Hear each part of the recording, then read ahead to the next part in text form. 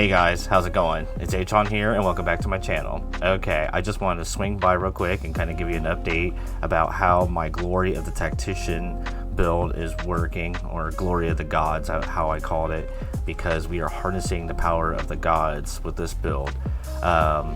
It's a lot of fun. The uniques I got recently really took it to the next level, and we're going to talk about how this changed. If you don't know, this is a tanky fire-based damage using mercenaries, tactician tree, the glory mechanic, and banners to boost all the power of everything I'm about to show you. So without further ado, let's get to this. Please like and subscribe if you like this, and I will keep the build description in the comments below. And alright, let's get to it. Let's talk about the bread and butter combo of this build. When I'm generally running around, I'm alternating between the whirling slash and resonating shield, maximizing my defense I have with this build, and those are kind of really nice for just mobbing in general when things get around you, when you need to get out or give you some distance. So yes, so that's really nice to have. But that's not really where my damage is coming from.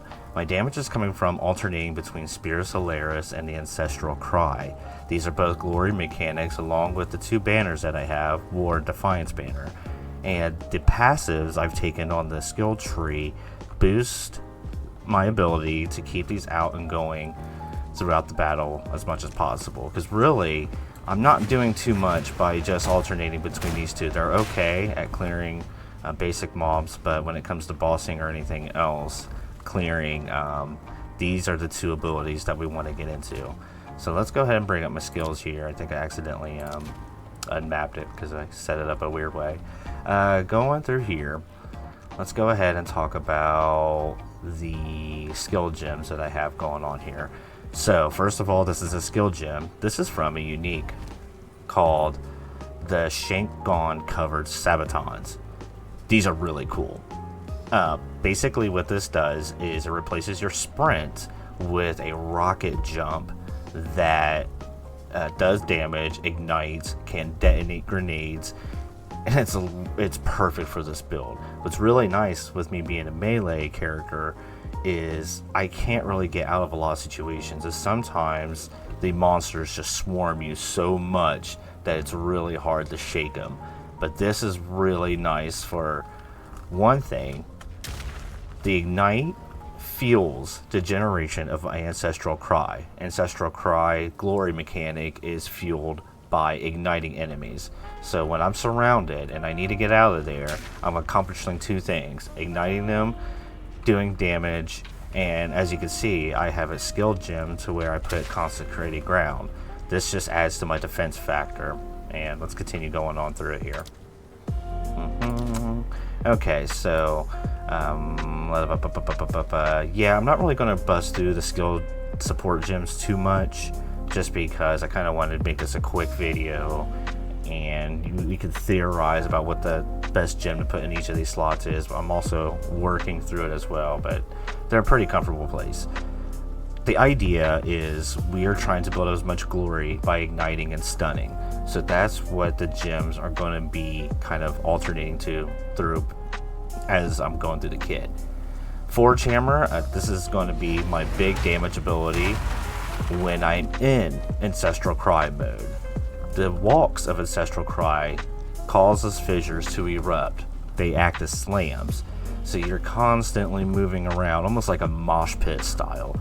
And this is really cool when those two things go off. So that's kind of what I keep this combo for. The hammer's really nice for getting some range damage or like stunning things from a distance if you need to. Because this is a melee build, you do come across your weaknesses, which are things that do a lot of damage up close to them.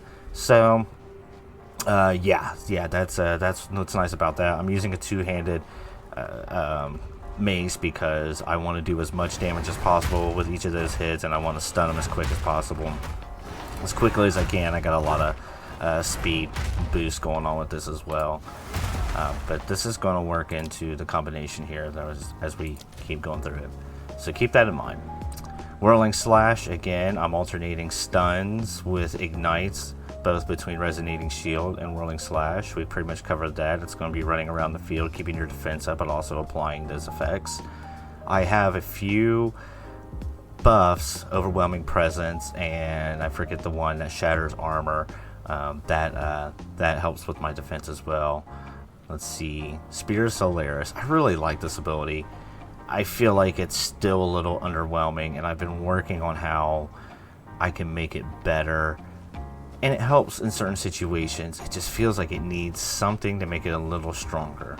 But in the gameplay I'm about to show you, I think it's really cool, and I'm determined to work this into my build and keep it there. But if things are getting too hard, there's a chance I might just take this out if I just have to put something in that's going to be a little bit more useful. So, but this is also the mechanic that ignites as well. And if I get this up through stuns first, then its ignites will help me breed up the Ancestral Cry. So an Ancestral Cry, I stun a lot in that, and it works back and forth. So you see where I'm trying to go is alternating between these two ultimate glory based abilities for a really fun kind of like ultimate style gameplay where you're not really relying on your basic attacks. You're trying to boost up the Spear of Solaris and Ancestral Cry and keep it on as much as possible for the maximum damage. And I do pretty well with them. So let's keep going here. War Banners. I do War Banner and Defiance Banner. These are really nice because in the Tactician tree, we get 5 glory per second every time these bad boys are out. Or not out, but when they're not up. And this keeps up time on banners to a really good, what's the word I'm looking for? It's just really good to keep your war banners up at all the time, and we were going to rely on these war banners for multiple reasons. Another defensive and another DPS stack with each of these, but that's not just it. When this is one of the things that makes this build so glorious, so to speak, is this simple node right here, Inspiring Leader. Banners also grant 25% to all elemental resistances to you and your allies. This has been making this build feel really good because you're not relying on fleshing out armor pieces to reach up that 75% damage resistance from the elements. So I'm going to show you right now. I am tier 8 and I have 10% fire, 31 lightning, cold is 34, but I have 49 chaos. I've been putting a lot into chaos for this reason. Boom, boom. 75 over by 81%, 75 over by 84, and then I still got to slot in something. I think I'd put on a different piece of armor, so I need to like slot in another fire crystal, and that will be up to 75 as well. So I am rocking pretty much 75 all across the board with a 49% chaos, and then I even have, let's switch to that, 66, 27, 34 block when I'm out with my shield and spear. So you can see I am holding up pretty well in the defensive apartment. And let's also, on that note, talk about the other unique that I got that helps with my defense. And this is Coward's Legacy Belt. You are considered on low life while at 75% of maximum life or below instead. So there's a lot of nodes coming down the mercenary tree that really take advantage of low life situations, though you wouldn't normally do it. But here's what I've been working and experimenting with, and I wanted to show you guys where like a really good defensive layer comes in with that belt. And that is through this node here. Going up here, we regenerate 1.5 life, or considered low life. So the minute we get down like 25% health, we're proccing this regeneration from life and 40% increased life recovery from Flask. That's amazing. I recently took this out, but I'm about to put it back in because I was trying to do a little bit more damage. I'm going to probably take some of these out, or when I level up a little bit more, I'll put them in there. 120 increased armor and evasion while low life. This is amazing. You're getting that 120 increased armor right when you get hit down below that 25%. That's so good, and it feels really tanky, and it's awesome. Of course, I also have some defensive nodes as well with the shields. that's fine and all. That's perfectly fine and dandy. I just realized I could probably take that out and plug that in there. I'll do that later. So let's go back to the skill gems and finish up talking about everything else that I have. Scavenge plating, this is just another defensive layer of armor. We are stacking up lots of armor. And then Infernal Cry is just another way we keep igniting the surrounding enemies and making them explode, further spreading the ignite. So you kind of got the idea. Like I said, you can go through the skill gems to kind of check out how I got them set up. I'm still missing some things. I recently sold a divine, so I got my perfect jewel things to slot in there. I forget what they're called off the top of my head. So yeah, that's kind of the gist of it. But let's get to some gameplay here and see how this build really does. And I might actually have gameplay before I shoot this part too, so that will come out in the editing. Alright, it's kind of hard to show you how it works in the hideout without being able to generate glory without fighting enemies. But like I said, the Tactician tree has both has 5 glory per second at the top node. One problem I am having though with this is deciding on what my next couple of nodes are going to be. I'm kind of going up this way to further increase my damage. I'm splitting everything between armor and evasion, so I'm kind of getting those benefits as well. I don't do any range, so pinning's not really good. And sometimes I play with a friend, but I basically otherwise I'm just wasting points there. Now I am considering, and one of the reasons I wanted to do this build is I'm considering going down this and adding in some ancestral royal totems. I also built a lot of endurance charges with, I forgot to mention that with my skill. I build up a lot of endurance charges with magma barrier. So when I resonate shield and hit blocks, I am boosting up and keeping up generally 6 endurance charges most of the time. Those endurance charges fuel the length of how long I can keep Ancestral Cry out for, so that's one purpose of them. The other purpose I was thinking about using, or at least the direction I'm going to try to take this build, is utilizing this embankment auras. And then let's go ahead and see what that means. If I use Ancestral Warrior Totem, that will grant me 40% increased glory generation. So that will further adding 40% to regenerating my banners, which is my defensive and offensive skills, and then my 2 ultimates, the Spear of Solaris and the Ancestral Cry, which is the beast one. So yeah, that's pretty good. I really like that.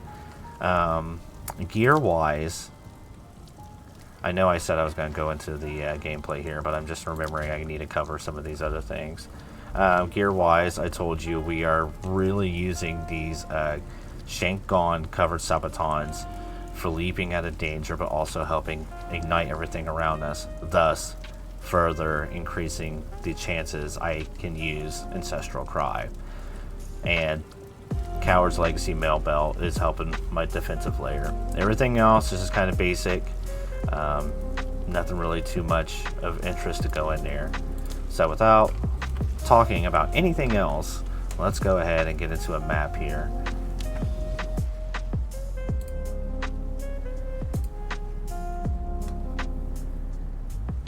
Check.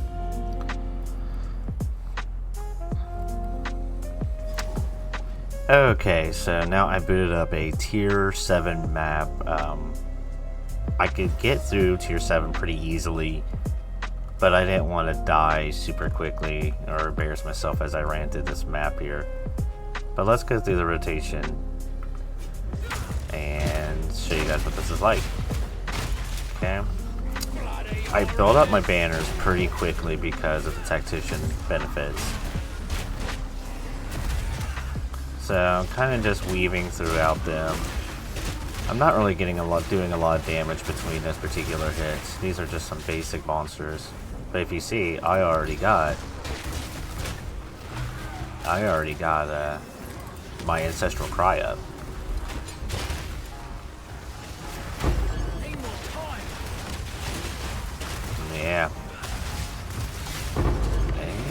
enemies die pretty quickly.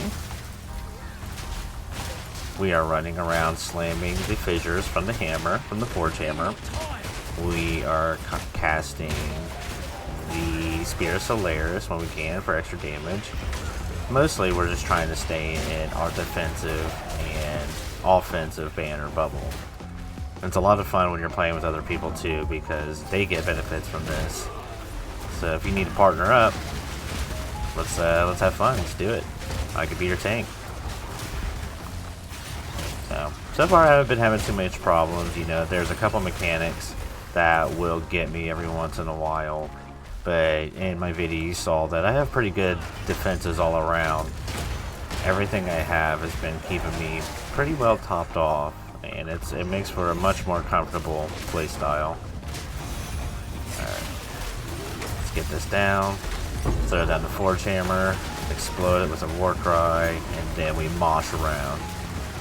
Just absolutely destroying everything. And we come across the yellow, and we destroy them just like that. We grab any kind of banners we can get, or what are these things called? I forget what they're called. We got a couple guys here. See what they want to do. Go ahead and ignite some more. There we go. Beaming down from the heavens there. Let's get some pretty cool up-close versions of this fight. I love this build. I've been having so much fun playing this. I highly recommend it. The rocket boots are amazing. I feel like Machine Gun Girl, or what is that from? Oh, what was that one? Is it Quentin Tarantino? I can't remember. Somebody had to tell me. It's Death Proof. What was that? I can't remember the movies. But there was a girl with a machine gun leg, and that was pretty cool. I feel kind of like that, or like maybe Green Goblin-esque with the goblin skin that I have on, which I love. Alright. Things get a little sticky sometimes, but it's alright. We just throw down some banners. We go into rage mode. And really the thing is, you know, I'm sure this can get a lot stronger, you know, going into a traditional warrior style build, but we're not getting the benefits from the glory so much, and we want to keep this up by generating as much glory as possible. I forgot to cover the passive tree as well, but I think I pretty much covered the gist of it.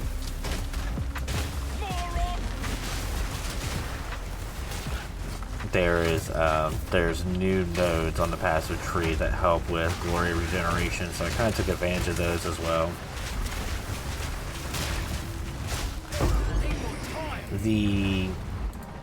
The resonating shield and whirling slash move as well, so that's really nice as far as being able to keep up my defenses and offense while running around the stomping the fissures. So that works pretty well.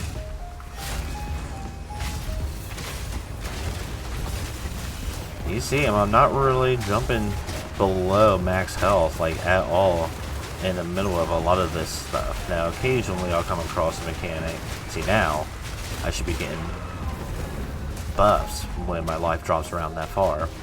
But I'm also staying pretty healthy during that whole time too. I've been in ancestral form for almost like a couple minutes or a minute.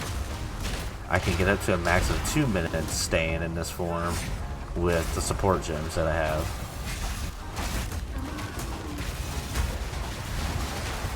But as long as I keep jumping around, the boots automatically ignite no matter what, so you don't have to like really, and I'm already back into it, you don't really have to like put a lot into flammability to get the ignites to go off. Sometimes I just like to cleave through the enemies if they're squishy enough, and most of them are. Let's get out of here. Things looking like they could be a little crazy. The rocket. Let's see if I can't survive this stuff. Alright, my defenses are holding out strong. Oh, there we go. Is that 3 of them?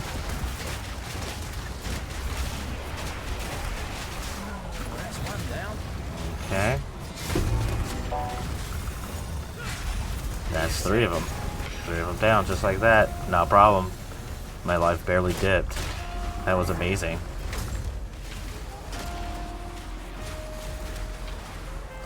Now, right now, it's not like super ad clearing. I mean, there's going to be builds way better for, you know, for just taking care of everything. Lightning arrows, so on and so forth. I mean, that's just how it is right now, how the meta works. But I like to play off meta builds, and I like to play things that I can't see or I don't see other people doing. So, yeah.